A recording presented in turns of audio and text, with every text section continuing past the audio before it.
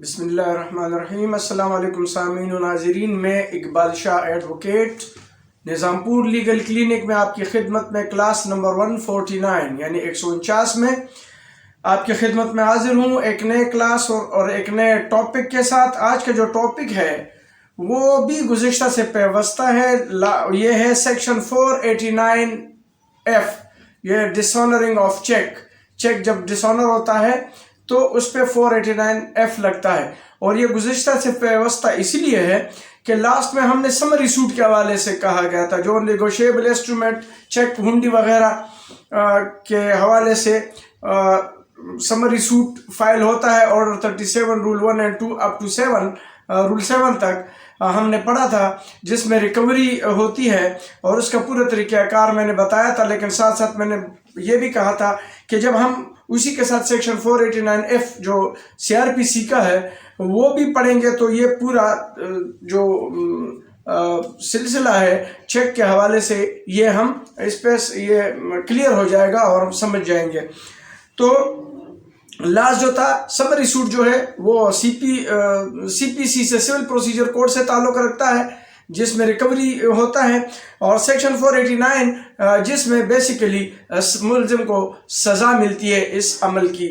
तो सबसे पहले चलते हैं सेक्शन 489 पढ़ते हैं, फिर इसके इंग्रेडिएंट्स और इसके कंप्लेनेंट को क्या रिक्वायरमेंट है होना चाहिए कोर्ट में, डिफेंस यानी एक्यूज को, और फिर इसके ऑब्जेक्ट पर और मुख्तलिफ जो इस हवाले से एपेक्स कोर्ट, हाई कोर्ट या सुप्रीम कोर्ट की जो साइटेशन है, केस लॉ है, वो भी मैं आपको बताऊंगा। तो चलते हैं सेक्शन 489 को हम पढ़ते हैं पाकिस्तान पीनल कोड में। सेक्शन 489F ज़हन में ये रखना चाहिए कि जो 489F है ये बुनियादी तौर पर PPC में मौजूद नहीं था। ये जो सेक्शन है 489F को अमेंड किया गया है, इंसर्ट किया गया है। ये जो ऑर्डिनेंस है 2002 में, ये ऑर्डिनेंस के ज़रिए, और ये 25/10/2002 में 25/10/2002 में ये 489F जो है PPC में अमेंड करके इंसर्ट किया गया या शामिल किया गया। तो चलते हैं हम सेक्शन 489F पहले पढ़ते हैं। इसका हेडिंग है डिसऑनेस्टली इशूइंग अ चेक, यानी कोई चेक जो बददियानती से जारी किया जाए किसी को। तो ये कहता है whoever dishonestly issues a check towards repayment of a loan or fulfillment of an obligation which is dishonored on presentation shall be punished with imprisonment which may extend to 3 years or with fine or with both, unless he can establish, for which the burden of proof shall rest on him, that he had made arrangements with his bank to ensure that the check would be honored and that the bank was at fault in not honoring the check। ये पूरा section है। अब इसको हम जो है इसी section को ये जो इसको फॉलोइंग तरीके से हम समझ सकते हैं। जो तरीके हैं ये कोई मेरे पास 6 इंग्रेडिएंट्स इसके पूरे बनते हैं, जिसको हमने जो है इसको समझना है। Number 1, that the check that the accused person has taken a loan from the complainant। ठीक है कि ये जो accused person होगा उसने जिसको चेक दे रहा है उससे लोन लिया होगा। that the said loan was to be paid on a certain date by the accused to the complainant and has not been paid, और वो उसको किसी खास तारीख पर अदा करना था जो कि नहीं किया। that the accused has issued a check to the complainant as discharge of liability of making repayment of such loan।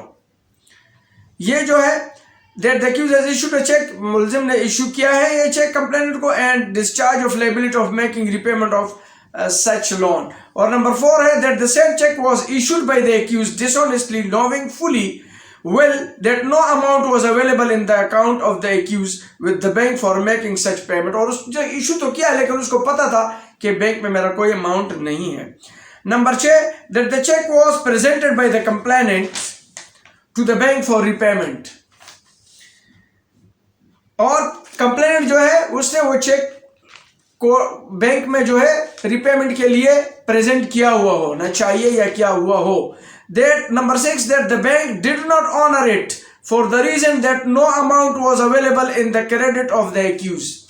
और बैंक ने इसको डिसऑनर किया हो या ऑनर ना किया हो क्योंकि वो जो है जो एक्यूज का क्रेडिट जो है वहां पर वो अवेलेबल नहीं था।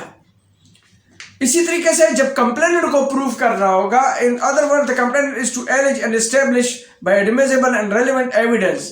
नंबर 1 होगा that the accused has drawn the cheque in question.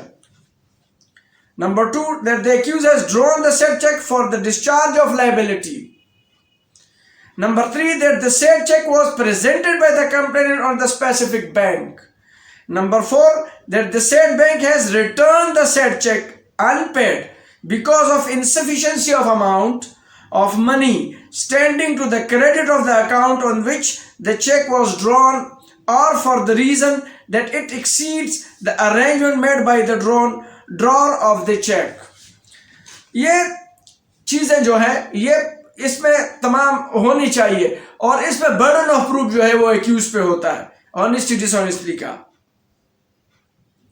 और एक्यूज के साथ डिफेंस के भी 2 चीजें होनी चाहिए। That the accused had made arrangement with his bank to ensure that the cheque would be honoured, that the bank was at fault is not honouring the check.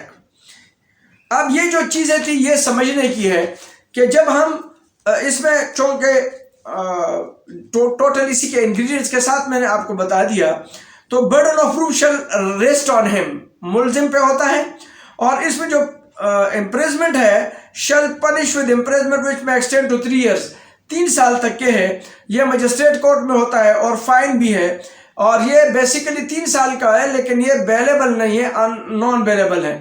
वैसे 3 साल की सजा तक के जो केसेस होते हैं वो एक केस लॉ है 1999 जो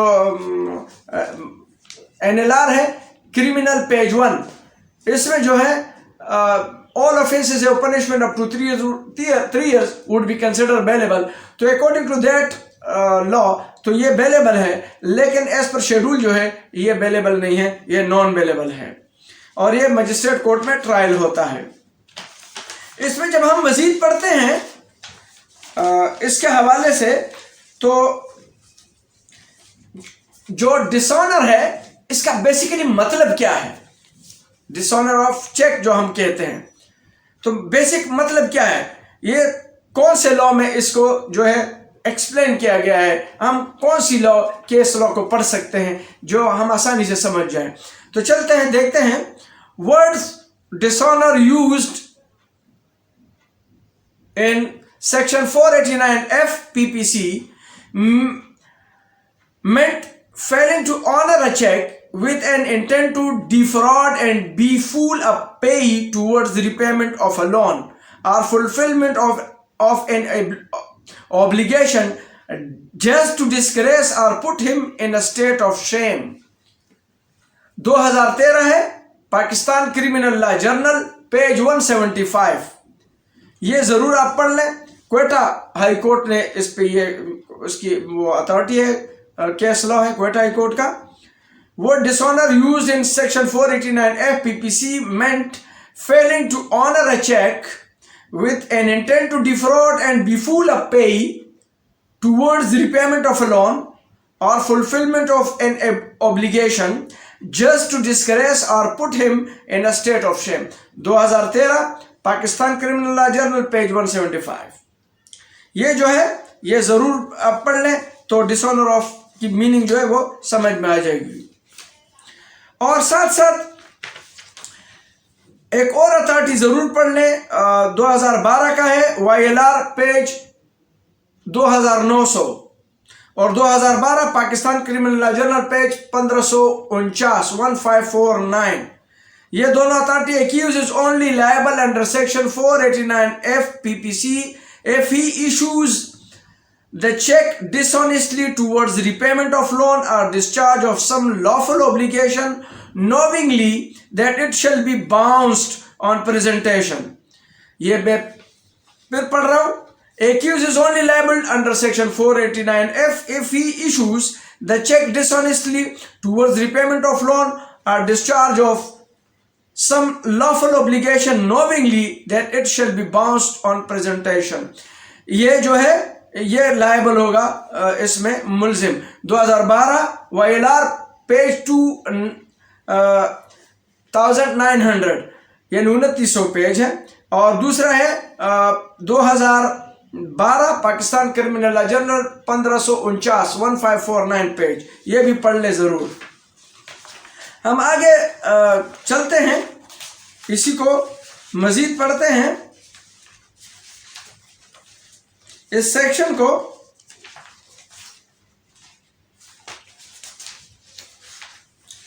और ये जो सेक्शन है 489F का, ये सजा दिलाने के लिए है, इसमें रिकवरी का कोई कॉन्सेप्ट नहीं है। और जो मैं पहले बता चुका हूं कि रिकवरी का जो कॉन्सेप्ट है वो समरी सूट में है, जो मैं ऑलरेडी आपको बता चुका हूं। और इसके साथ साथ जो है हम जब नेचर और एक्सटेंट जो हम बता रहे थे इसमें कि बेसिकली इसका जो नेचर है और एक्सटेंट है, dishonestly issuing a check, scope और एसेंशियल, ये बेसिकली ये है कि बदनीयती से चेक जारी करना, जो जुर्म ज़ेर दफ़ा 489F ज़ाबिता फौजदारी इस वक्त ही सरजद होता है जब बदनीयती के साथ ये इल्म रखते हुए बैंक में अदायगी के लिए पेश किया जाता है और फिर वो जारीशुदा चेक जो है बाउंस हो जाता है और ये चेक जो है वो कर्ज की अदायगी के लिए जारी किया गया है। इसके लिए आप ऑफिस अंडर सेक्शन 489F, ये जो मैंने उर्दू में जुमले बोले मैं आपको अंग्रेजी में बोलता हूँ, shall be deemed to have been committed when a check is issued with dishonest intention by the offender towards payment of loan or fulfillment of a legal obligation, knowingly that it would be bounced by the bank on presentation for encashment। 2011 YLR page 1777, ये जरूर पढ़ें। और दूसरा dishonestly issuing a cheque, nature and extent